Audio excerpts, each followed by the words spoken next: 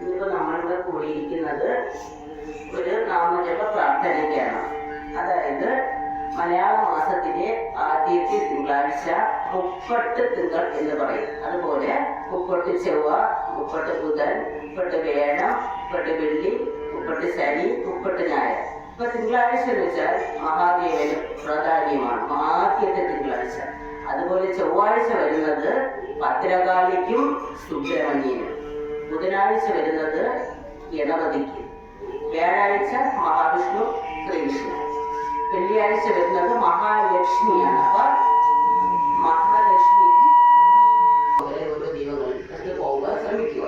ഇപ്പൊ ഈ ഞാൻ ഇവിടെ ചെല്ലാൻ വന്നതെന്ന് വെച്ചാൽ ശ്രീ ശിവ അഷ്ടോത്തര ശിവരാത്രി ഒക്കെ വരുന്ന ദിവസങ്ങളിൽ ഈ അഷ്ടോത്തര ശതനാമാവലി 108 ആ 108 നമുക്ക് 1008 പ്രാവശ്യം വരെ നമ്മൾക്ക് ജപിക്കും. ആ നാമം ജപിക്കുവോ ആ നാമത്തിന്റെ ഫലം നമ്മൾക്കും നമ്മുടെ കുടുംബത്തിനും ഉണ്ടാവും. ഇപ്പൊ നമ്മൾ അമ്പലത്തിൽ കൂടിയിരിക്കുന്നത് ഇത് നമ്മൾക്കും ഉപയോഗമാണ്. നമ്മളുടെ അമ്പലത്തിന്റെ ചൈതന്യം ഗണപതിക്കായാലും മഹാവിഷ്ണുവിനായാലും ഇവിടെ നമ്മൾ പോയി ഈ അഷ്ടോത്തര നാമാവലി എല്ലാം ഉണ്ട്. അത് നമ്മുടെ അമ്പലങ്ങളിൽ പോയിരുന്നോ വീടിരുന്നൊക്കെ നമുക്ക് ജപിക്കാം.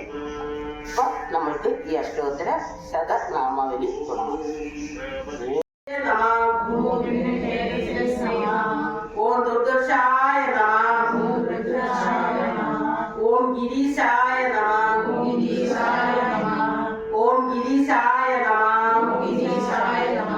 ഓം അനഘായ നമഃ, ഓം ഭുജംഗഭൂഷണായ നമഃ,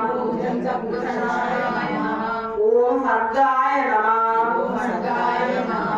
ഓം ഗിരിധന്യനേ നമഃ, ഓം മൃഗപാണയേ നമഃ, ഓം ജടാധരായ നമഃ, ഓം കൈലാസവാസിനേ നമഃ,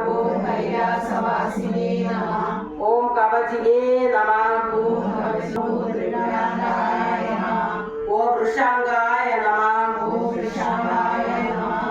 ഓം വൃഷഭാരൂഢായ